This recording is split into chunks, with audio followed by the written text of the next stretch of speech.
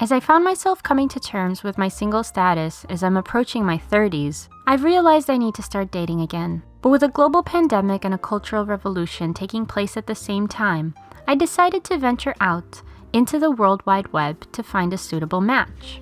Dating as a socialite comes with its own struggles. Unless you enjoy public humiliation, you can't just post your face all over Tinder and wait for every incel living in his mom's basement to swipe left or right on you. So in case any other socialites or socialite wannabes reading this are looking for a dating tutorial, here it is. Don't waste your time chasing after modelizers. First off, you're not a model, and even if you were, they will always dump you 2 months later. Ignore the bohemian artists sliding into your DMs. They usually claim to be musicians, actors, or painters, but their full-time job is serving coffee, and they will also dump you 2 months later. The secret to a successful relationship is finding someone uglier, shorter, older, and richer than you. As I searched online on the Fortune 500 list for the single, short, old, and ugly man of my dreams, there he was, looking like a sleep paralysis nightmare, 56 years old, 5'7", with a total net worth of $153.6 billion, and American, so we spoke the same language. His name? Jeff Bezos. But before engaging into flirting with him online until he sent over his limousine to take me to the airport to join him on a trip to Paris in a private jet for our first date, I first needed to learn everything about him. Would we live happily ever after together? Or would I end up as a human sacrifice for his Illuminati cult? With rich men, it can go either way. I've lost many of my friends like this. As I began stalking him online, I quickly discovered that he cheated on his now ex-wife. I'd call that a bit of a red flag, but let him who is without sin cast the first stone.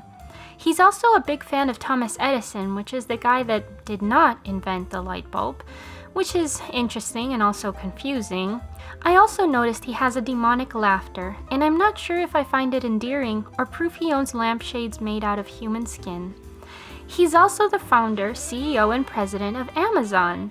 Lenin said, "Show me who your friends are and I will tell you who you are." But I've always believed you can tell a lot more about a man's character through how he makes his fortune than through his friendships. So I started investigating Amazon and the other companies he's purchased and invested in. But before I share with you what else I found, a quick message from today's sponsor, Skillshare.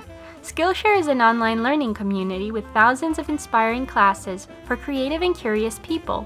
Explore new skills, develop existing interests, and get lost in creativity. Whether you're an aspiring writer or want to get better at your Instagram captions, or you're a YouTuber pretending to be an iconic fashionable columnist that wants to improve her writing, this is oddly specific, you will love this class on creative writing by Roxanne Gay. Her tutorials are helping me become a better writer and have a bigger impact through my storytelling. Or if you're inspired to start online activism to speak up for humans, animals, the environment, or discuss politics, a good place to start is with a podcast. I've been struggling to set one up for a long time, and this class by John Lagomarsino is finally giving me all the information I need to get started. Skillshare is giving away 2 free months of premium membership to the first 1,000 people who click the link in the description box to help you explore your creativity. And after that, it's only around $10 a month. And it's not only creative classes, you can learn useful skills like sewing, business management, financial advice, and so much more. Alright, so back to Jeff. I always thought Amazon was a marketplace for low-quality junk made in China that you could buy cheaper on eBay anyways, so I couldn't help but wonder, how did this company become this successful? It turns out Jeff used aggressive business strategies to monopolize the market. He sold products under market value and didn't make a profit for decades just to choke out every other competition and annihilate small businesses so that Amazon was the only one left. After monopolizing the market, he would force the businesses selling their products on Amazon to give up a 30% cut of their sales. If they didn't comply, he would use aggressive strategies to hide their products and would suggest their competitors to customers. As Amazon drove out the competition in many areas, they now also have a monopoly on jobs. But I couldn't help but wonder, if they treat their workers fairly, then that wouldn't be such a bad thing, right? An Amazon representative claimed that they will not compromise employee safety. But Amazon's actions show the exact opposite. Worker unions aren't allowed to form in order to prevent workers from defending their rights. Workers have reportedly suffered from heat stress during the job. Other reports showed they were not allowed bathroom breaks and had to wear diapers. Workers are also attached to a tracking device that monitors their movements, and recently they were forced to work during the coronavirus outbreak, therefore having their lives severely endangered, and all that so people can receive bacon bandages and a hand-guitar delivered to them in 24 hours? I was curious to find out, other than Amazon, what else did Jeff own? From the Washington Post, Twitch, Whole Foods, Twitter, investments in Airbnb, Uber, and Google, all the way to a space company called Blue Origin and a speaker named Alexa that is essentially a listening device that Amazon uses to collect more user data in order to sell more products. I was in shock. This wasn't the man of my dreams. This was Napoleon Complex on steroids. A tiny, ugly little hoarder of money that only cared about spending his wealth capitalizing space and spending a microscopic fraction of it on helping people or protecting the environment. And that was probably more for tax evasion than genuine care. As I tried to visualize the magnitude of his wealth, I found this interesting TikTok. In my last video, I counted 10,000 grains of rice, where each grain of rice was $100,000. And that was to show you the scale of $1 billion. Well, a lot of you guys asked me, well, how much does Amazon CEO Jeff Bezos have in terms of rice? Okay, so the moment you've been waiting for, 100K, 1 million, 1 billion, Jeff Bezos has 122 of these, or 58 pounds of rice. If each grain of rice was 100K. Like, look how big this is, guys. I'm gonna show you the scale here. I'm gonna put a keyboard in just for fun. Look how deep that goes. That's insane. This is Jeff Bezos' new house that's $145 million in LA. And then, oh my God. So much money, so much power wasted on a man like this. I was furious. A fire grew inside of me. I didn't want to date him. I wanted to take him down. But I couldn't help but wonder, how does one take down the richest man in the world? The first thought I had was boycotting him. It won't take away the fortune he's desperately clinging on to, but it could prevent him from becoming the first trillionaire. That being said, I'm someone who would rather be turned into bacon bandages than dress in Amazon fashion, so it's easy for me to do. But even if everyone listening to this decides to boycott every company Jeff owns or has invested in, it would still not put the slightest dent in his fortune. Boycotting, even when it works, won't stop the next Bezos from rising to godlike levels of wealth. Boycotting can sometimes push companies to treat workers better or be more environmentally friendly, but in most cases it only pushes companies into spending millions on ad campaigns that offer the illusion of improvement.